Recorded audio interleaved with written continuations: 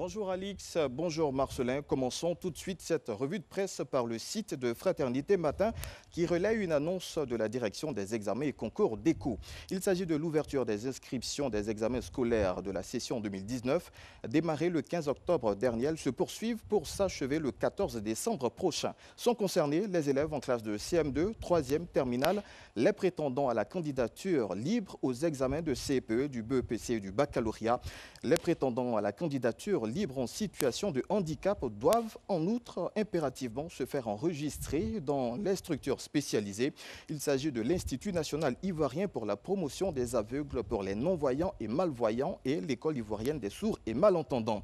La note d'information émanant de la DECO précise que les prétendants à la candidature libre doivent se préinscrire directement sur le site de la DECO, www.men-deco.org, puis déposer leur dossier physique dans les directions régionales ou départementales de l'éducation nationale pour validation. Fraternité Matin qui consacre également sa une à la disparition de Marcel Gossio, vice-président du Front populaire ivoirien, tendance Pascal Afin-Guessant. Décès survenu ce dimanche dans une clinique à Marcory des suites d'un malaise survenu à son domicile. Âgé de 67 ans, il fut directeur général du port autonome d'Abidjan. Dans l'actualité africaine, le sang d'un soldat malien a coulé dans le nord du pays. Un soldat malien tué et 2 autres blessés à Boulekessi, pointe BBC sur son site d'information. Africa numéro 1 qui revient sur les circonstances de l'attaque explique que des militaires maliens sécurisaient la foire hebdomadaire de Boulekessi, ville frontalière avec le Burkina, lorsqu'ils ont été pris pour cible par 3 terroristes armés.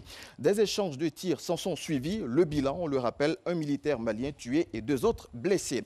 Dans l'actualité internationale, en France, l'affaire de la prof braquée a été traitée par la presse locale.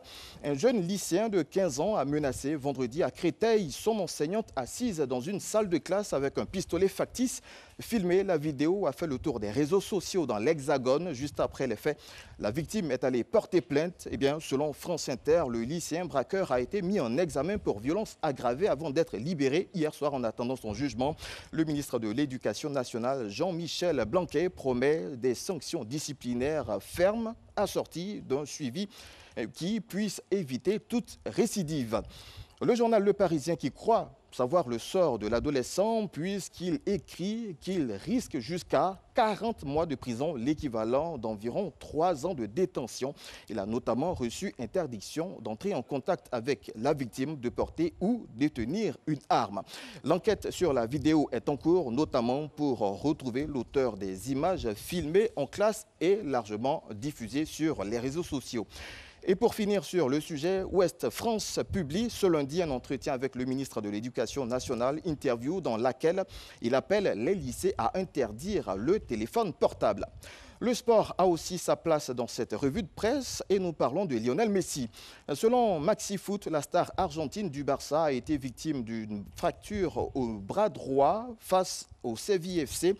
4-2 en Liga samedi. L'attaquant du FC Barcelone, Lionel Messi, sera absent 3 semaines et ratera donc le Classico dimanche prochain contre le Real Madrid. À en croire le site français d'information sportive, c'est un énorme coup dur pour les Blaugrana.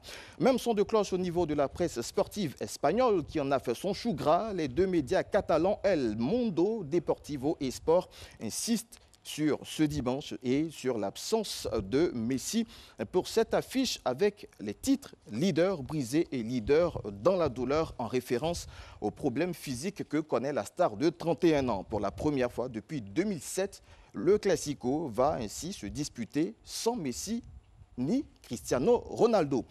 En dernière information, la présidentielle au Kenya enregistre déjà une candidature très particulière. Selon le site ivoirien Le Babi, l'écrivaine Kingwa Mouchenkou a réitéré ses ambitions présidentielles en dévoilant un parti politique controversé connu sous le nom de Parti du sexe au Kenya. Elle a déjà commencé à battre campagne avec des photos d'elle nue qu'elle n'hésite pas à publier sur les réseaux sociaux. C'est la fin de cette revue de la presse. Merci de l'avoir suivi et à demain.